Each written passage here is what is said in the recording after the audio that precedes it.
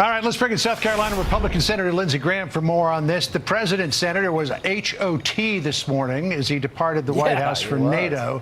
Let's just remind people of just how hot he was. Listen here.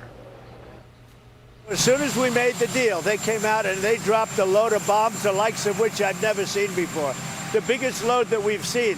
I'm not happy with Israel. We basically have two countries that have been fighting so long and so hard that they don't know what the they're doing. Do you understand that? So what did you make of what you heard the president say earlier today? I can understand his frustration, but there's no moral equivalency between Iran and Israel. Iran wants to kill all the Jews, and Israel is saying, no, not this time around. So Iran is a fanatical religious Nazi regime.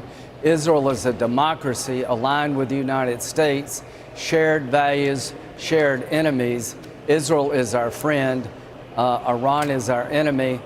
I am glad we've got a ceasefire. I want to praise President Trump and his team for Operation Midnight Hammer. If you don't give him credit and the military credit, that is a problem for you. They deserve credit. This operation was flawless. It was effective more than anything else.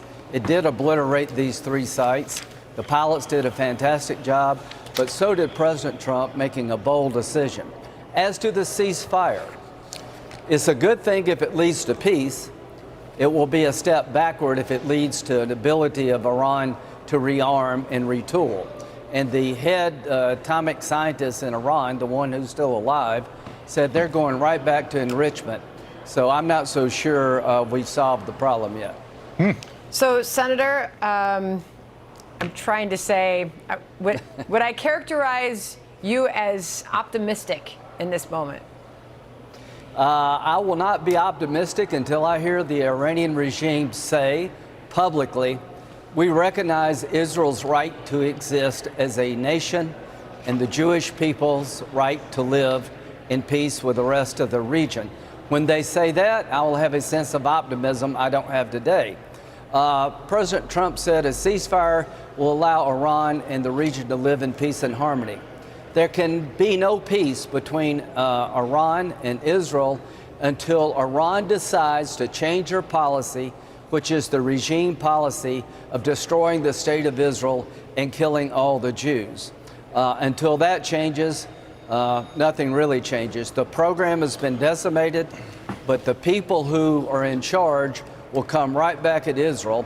So I'm looking for regime change in this sense, for Iran to abandon its desire to destroy Israel, to recognize Israel's right to exist as a nation.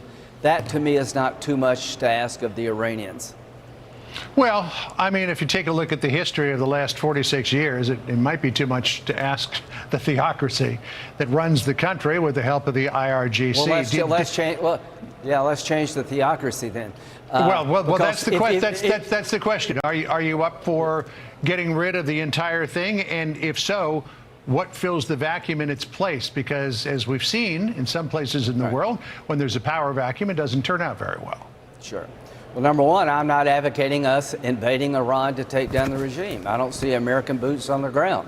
What I am advocating is for Israel not to be required to go into a room of fanatical religious Nazis and negotiate with them, and no matter what they do, the people across the table are going to kill them anyway.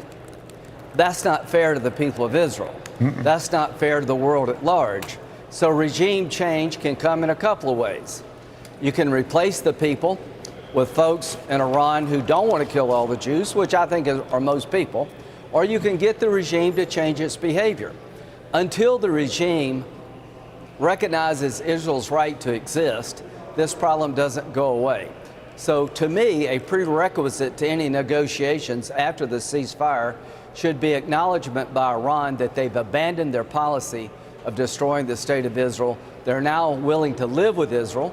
They can have grievances against Israel. They can have concerns about Israel policy, but they have to abandon the goal of killing all the Jews in Israel.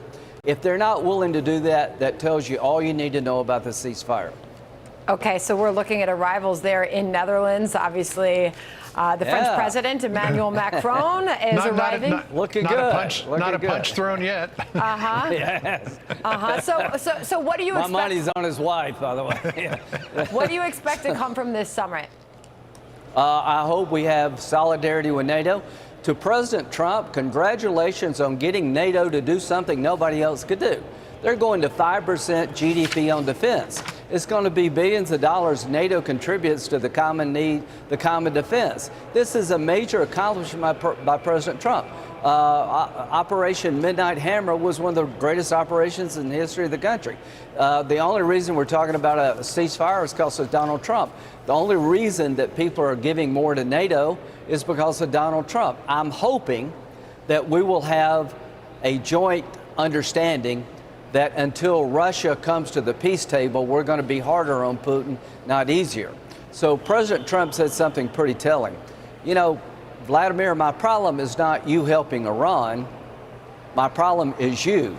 So, Mr. President, I have 85 senators, Republican and Democrats, that will send you a bill to allow you to put tariffs on countries that buy Russian oil up to 500%, with a waiver if you like, to get Putin to the table. If China and India stop buying Russian oil, then his war machine, Putin, would come to a grind and would get him to the table. So my goal is to help President Trump get Putin to the table by giving him leverage of a sanctions bill and a tariffs bill that will do the job. So that is coming to President Trump soon. All right. Well, we will look forward to all of that and more ahead. Senator, thanks so much for being with us. Appreciate it. Thank you.